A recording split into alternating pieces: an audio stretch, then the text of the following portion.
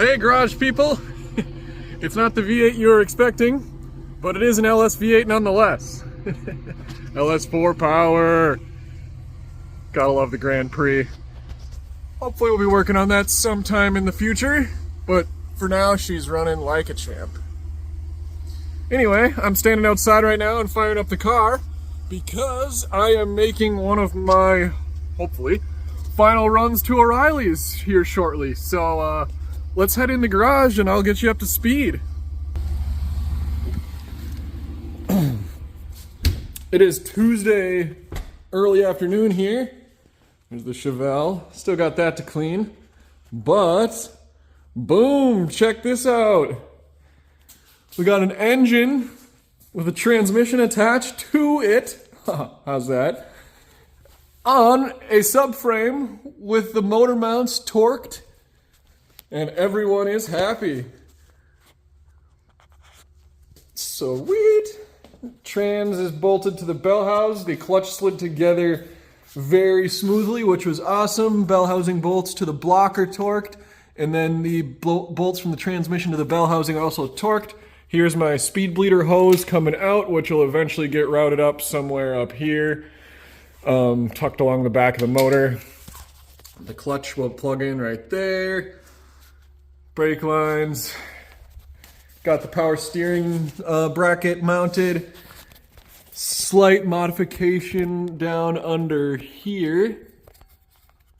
I just had to sand a little bit off so it would clear where the block interfaces with the heads, since we got some milled off, and I got these new MLS head gaskets that kind of protrude a little. So I just had to free up a little bit of space, but that fit perfect. Got everything mounted. Alternator is down there, power steering pump, idler pulley, water pump, damper, tensioner right there. AC right there, idler for the AC belt, and then the tensioner for the AC belt.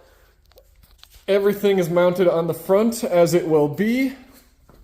And I got my belts here, got them cut and measured for the new damper, so that is what I'll be bringing to O'Reilly's.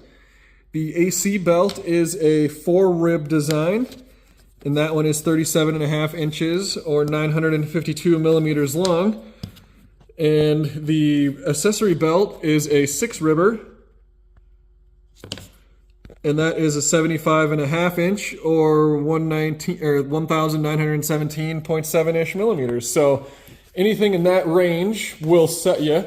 I did that with the tensioners fully loose, so the belts, if they're within a few millimeters of this on the long side, or within even an inch or so on the long side. Half inch would be no problem, an inch, probably even an inch and a half. But with a few millimeters on the long side, the tensioner will easily take up that slack and whatever stretching might happen in the future with those belts. So if you've got one of these Summit dampeners for your LS motor, and you've got the factory routing for an LS1, then those lengths could set you up pretty well for your new belts. I am excited to get those installed. Then we can move on to our intake, and then we can plumb our catch can, and then we can get the wiring harness all laid out and started up here. So that'll be real exciting once that gets out of the way. We got our engine crane over here and our stand back there. Those will get stashed away after we get some more things installed in the car. I'm thinking I probably won't get this under there today, but hopefully tomorrow. That's the plan. Maybe even today, I don't know, not quite sure yet. We got the exhaust here still to put on after the intake is situated, which is in there. You can just see the through the reflection. The wiring harness is right there. We got a new spool for one of our, or not a spool, some new loom for one of our little bit of wiring harness that got exposed. We'll see if we can't use that. Then we got exhausts over there and our cutout sitting right there. So yeah, fun stuff. Oh, starter is still here because I had to pull that off to get the bolt in here for the engine mount, and then it'll just be easier, I guess, with the crank position sensor plug as well there. So, but yeah, you can see the new flywheel in there, monster clutch. Got our brackets or our little plastic shields on that side and this side as well. So yeah, we are set. Super happy with this speed bleeder. It's gonna make everything so much better when bleeding this clutch. Because if you can't really tell, but there's no window on the bottom of this transmission, so if you drop a socket in here, it just sits down at the bottom and stays there. So, but yeah, I am gonna hit the town and come back, and after I come back, we'll get these new belts put on, and then start on the top of the motor, which I'm really excited about. Top of the motor, and then let's see, intake, and then probably exhaust after that. Then we'll get the wires situated and the coil packs on and the spark plugs gapped and in, or at least gap them, and then we'll get the coil packs on to make sure we can fit everything. I think I'm going to leave the plugs out until I get the motor in the car, just because I'm going to need to crank it to prime. So considering I already... Yep, my plug to fill the block would be, or is right there, and I did not fill the pump. But what I think I am going to do is, when the engine is up in the motor, I'll use my little transfer pump, clamp it on here, and then just pump a quart or 2 or 3 of oil into the motor with my little pan pump, and then I'll just pour the rest of it in the top, and obviously fill the filter as well. So is it perfect? No, but it'll be good enough, and I already greased the pump, so it's sealed up real nice, and it should pull the oil up through the sump real quick, so I'm not too concerned about it. I wasn't really planning on leaving this bolt available anyway, because I wanted to get that alternator on there. So, but yeah, I'm gonna hit the road. I'll come back at you when I got some belts on and working on an intake. So yeah, we got a motor, folks. Not only that, but we got a trans. Woo woo! Hey, garage people. Your eyes aren't deceiving you. What you're seeing is reality. There's a T56 transmission bolted up to this bell house, bolted up to this engine, which is sitting on this subframe. And it now has belts on its accessory drive. Boom! AC belt in there, serpentine belt going around there, beautiful new Summit damper. Very happy with how that came together. If you're curious, these are the 2 belts that I ended up using. Gates part numbers there. I can't remember which one was the longer one and which one was the shorter one now that I've taken them. Oh wait, nope. This is the AC belt and this is the serpentine belt. So I can toss my old ones now that I don't need them for reference anymore. I couldn't have used them for anything else anyway, because I'm not going to be using that crank damper anymore, and there's really no use for them. So I used them to measure, and I should have just pulled those ones out when I had them at the store before and checked. But anyway, these ones are perfect. The gates are nice, so I'm pretty stoked with that. Everything fits perfect. We got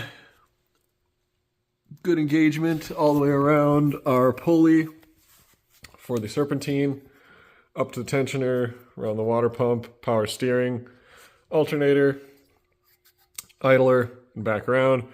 And obviously the AC, just runs back here, around, and then held on by the tensioner. So, had to go through one step of buying and returning belts from O'Reilly's, but the one I ended up getting was $5 cheaper, so that worked out well. And they're both HD belts from Gates, and it worked out me running back because I stopped at Taco Bell, and the girlfriend and I had Taco Bell for dinner. So yeah.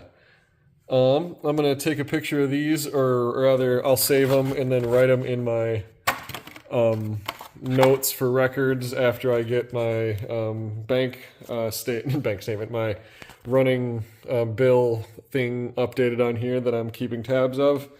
and then I can get rid of these, and then tomorrow we can get this guy on right away, first thing in the morning, and then I think the coil packs and these evap packs as well, we'll gap the spark plugs and see so they're ready to go, but we're not going to put them in yet. But we will get all that stuff on top of the cylinder heads.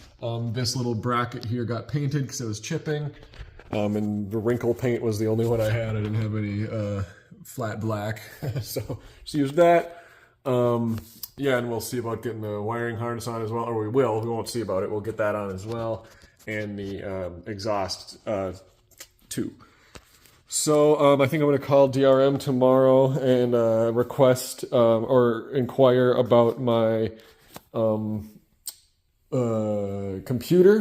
Maybe it might already be done with the base tune, it might not, but I'm going to be going up to Buffalo next Monday for a coaches meeting, and I'm going to hope to pick it up either then or Tuesday. So this will be going back in the car most likely tomorrow, so I will have some stuff to do for the rest of the week, and then if I can pick that up on Monday or Tuesday, this thing will hopefully be making some noise by the end of next week. So this, not the end of this week, don't get me wrong, it's almost Wednesday already, and there's obviously still a lot to do, but I don't think I need any more parts. I don't need to purchase any more parts. I got my header manifold gaskets here on my, this also has to be, I'm going to set this over here because this is up next as well. This is our catch can. Yeah, lots of fun stuff in there. So that'll go tomorrow as well, along with this. Whole song and dance has to fit up on there. This will go back on once we have some more wires connected. This goes on with the headers. This rack will go on. These are for reference and to use the clamps. I got new piping here and a 90-degree, but I don't know exactly what I'll need to use because a lot of it I think is going to get replaced by some stuff on here. So yeah, we'll see how that ends up working out. More excited than concerned, I would say, because this is a fun mod to add. Catch cans are always cool looking, they look professional, and they actually help the motor without recycling the crap back through the intake that you don't want in there anyway. So pretty happy with how all that's gone. The interior is as we left it. Boom, gauges, yeah, sweet. So as long as everything goes well tomorrow with getting this stuff fitted, I'll probably put the engine up and in the car as well. It's supposed to be really nice weather tomorrow, so I'm going to run to the hardware store in Lonsdale, return this. I never ended up using the drill bit. I did use the tap, but it's not something that I use very often. So, and it was 16 bucks, so I'm going to return that. I need to get a fuse holder for a 30 amp fuse, and then a blade connector for, I believe this is 10 gauge, or nope, this is 8 gauge wire. I'll focus on there. 8 gauge wire, and I need to get a blade connector to connect the battery to this. This will come from the battery to this, and then there will be a switch activated to 12 volts switched, and then there'll be a power out switch which will power my new accessories, and then there's a ground as well on here, and then that 5th peg doesn't get used and it just gets capped. So should be set there. And I need the blade connector to connect this wire to, I can't remember which number on this relay it is. I think it's that number 80 right there,